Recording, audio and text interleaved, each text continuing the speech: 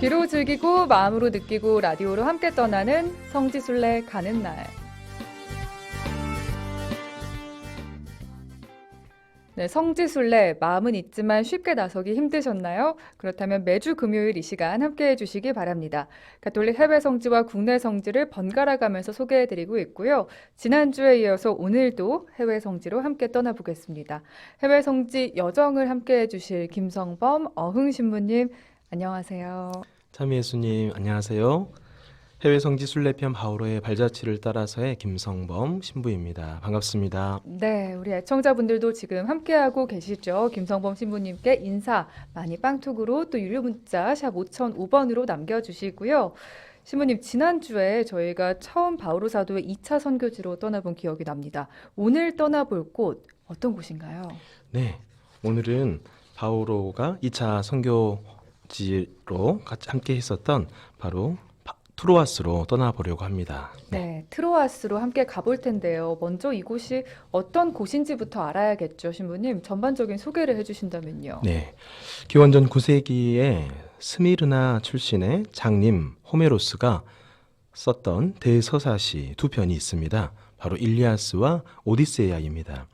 그 중에서 일리아스의 주요 장면인 그리스군이 목마를 이용해 전세를 바꾸었다는 트로이 전쟁의 현장이 트로아스입니다. 네.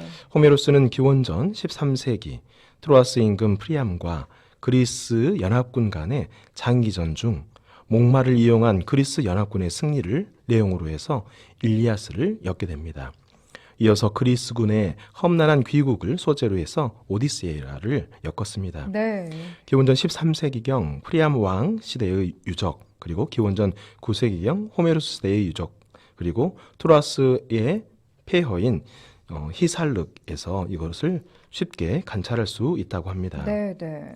호메로스의 대서사시 일리아스에 나온 트로이 전쟁 이야기는 신화일 뿐이라고 생각이 되었는데요.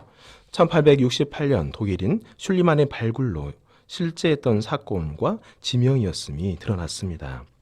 슐리만이 발굴할 당시 황금 유물이 발견된 맨 아래 지층이 트로이 시대라고 생각했습니다. 네. 하지만 이후 계속된 발굴로 현재까지 밝혀진 지층이 모두 9개나 된다고 합니다. 네. 화재와 지진, 전쟁 등으로 폐허가 된 도시 위에 또 다른 도시가 건설되면서 총 9개의 도시가 겹겹이 쌓여 있는 것입니다.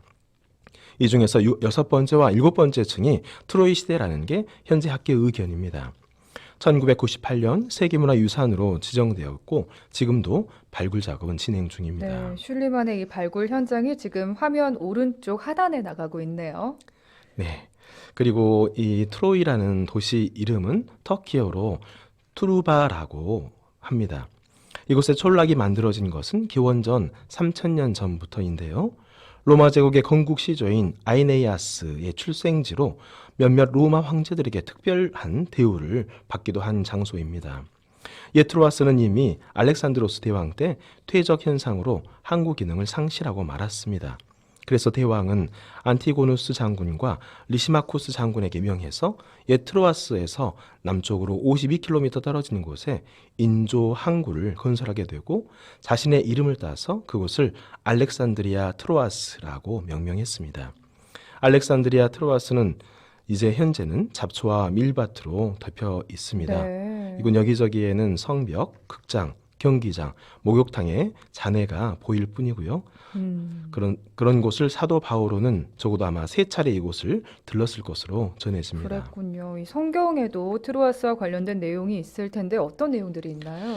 네, 먼저는 3차례에 걸쳐서 바오로가 선교 여행 중 들렀던 이 트로아스를 성경 내용 안에서 한번 살펴보려고 합니다.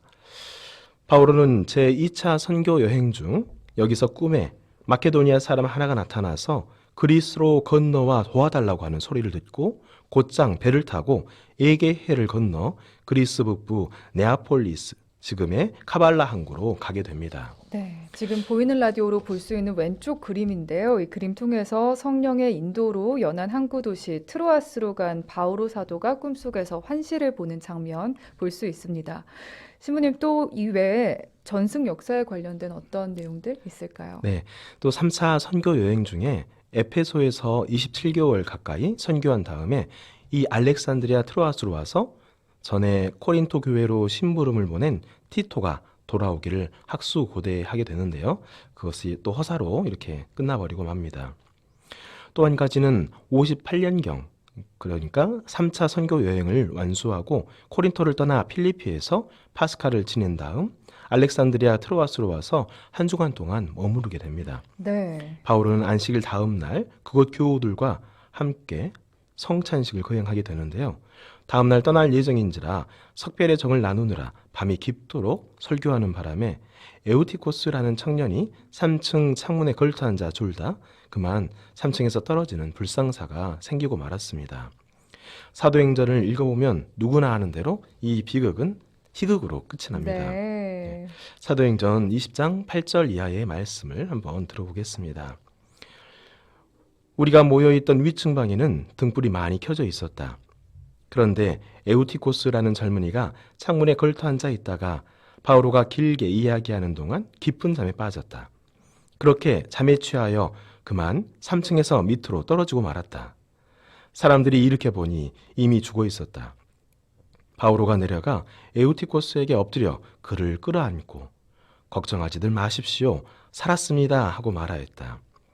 바오로는 다시 올라가 빵을 떼어 나누고 또 식사를 한 다음 날이 셀 때까지 오래 이야기를 하고 나서 떠났다. 그리고 사람들은 살아난 청년을 데리고 가면서 크게 위로를 받았다. 네. 트로아스에서 있었던 일이군요. 네. 그리고 그 이튿날 바오로는 배를 타지 않고 알렉산드리아 트로아스에서 아소스, 지금의 베람칼레까지 걸어가게 됩니다. 오늘날의 국도로 67km의 거리라고 합니다. 이 아소스에서 다시 승선해서 미틸레네 섬, 지금의 레스보스 섬, 그리고 사모스 섬을 거쳐 밀레토스에서 하선해 에페소 원로들에게 유명한 고별 연설을 하기도 했습니다. 네. 바오로 사도 외에도요, 이 트로아스와 인연이 있었던 분이 또 계시다고요. 네, 바로 안티오키아의 주교였던 이냐시오라는 인물입니다. 네. 그는 110년경 시리아의 안티오키아에서 로마로 압송될 때까지 알렉산드리아 트로아스에서 배를 타고 그리스로 건너가게 됩니다. 그는 출항하기 전에 필라델피아 교회, 스미르나 교회, 그리고 스미르나 주교인 폴리카르포스 앞으로 편지 한 통씩을 보냈다고 전해집니다. 네, 네. 그의 서간 중에 에페소인들과 스미르나인들에게 보낸 서간을 같이 소개해 보도록 하겠습니다. 믿음은 시작이요, 사랑은 완성입니다. 에페소인들에게 보낸 서간 14장 1절에서 이렇게 말합니다. 이는 그리스도와의 일치라는 그의 영성을 잘 드러내는 표현입니다. 네. 그는 가톨릭 교회라는 이름을 최초로 사용한 교부이기도 했는데요. 또 그의 별명으로 하느님을 모시고 다니는 사람이라는 이름을 가지기도 했습니다. 이러한 이냐시오는 베드로가 세운 안티오키아 교회의 이대의 주교였습니다. 이냐시오의 핵심 주제들 가운데 하나가 믿음과 사랑입니다. 스미르나인들에게 보낸 서간 6장 1절에 이런 표현이 있습니다. 믿음과 사랑만이 전부입니다. 그보다 더 좋은 것은 없습니다. 그리스도인 삶의 1차적인 표현인 바로 이 믿음과 사랑.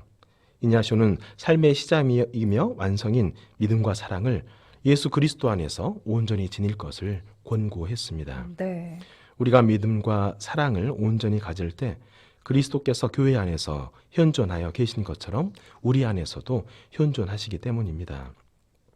이런 의미에서 그리스도인들은 하느님을 모신 사람이요, 성전을 모신 이, 그리스도를 모신 이, 거룩한 것을 모신 사람이며 모든 면에서 예수 그리스도의 계명을 치장한 이들이다라고 그의 서간 에페소인들에게 보낸 서간 9장 2절에서 이렇게 말합니다. 그래서 에페소 서간 15장 3절에서 또 다음과 같이 권고하는 말도 우리에게 큰 귀감이 된다고 보겠습니다. 네.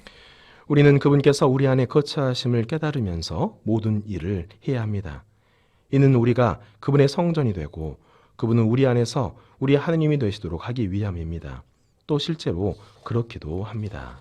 라고 말입니다. 네, 지금 보이는 라디오 화면으로 성 이냐시오 주교 순교자의 모습, 또 아래편에는 로마로 압송돼 맹수형으로 순교당했을 때 그 모습 볼 수 있는데요. 천주교 신자로서 트로아스에 갔을 때 어떤 점들을 묵상하면 좋을까요? 네, 하느님의 현주는 결국 믿음과 사랑의 열매라고 할 수 있겠습니다. 그래서 사랑과 믿음을 합한 그것이 바로 하느님이심을 우리가 잘 믿고 있기에 그리스도인들은 그리스도께서 머무시는 성전이라는 측면에서 모든 더러움에서 깨끗하게 보존되어야 한다는 의무를 지니고 있습니다. 이냐시오의 성인의 고백이었던 믿음은 시작이요 사랑은 완성입니다 라는 말처럼 하느님을 알고 그분을 보고 그분을 소유하려고 노력할 필요가 있겠습니다. 네. 곧 하느님으로 살아가고 하느님 안에서 살아가는 것입니다. 우리 인간은 생명을 갖고 있지 않으면 살 수 없듯이 이 생명은 하느님에게서 오는 것입니다. 그렇기 때문에 하느님을 바라보는 것이 필요할 것입니다.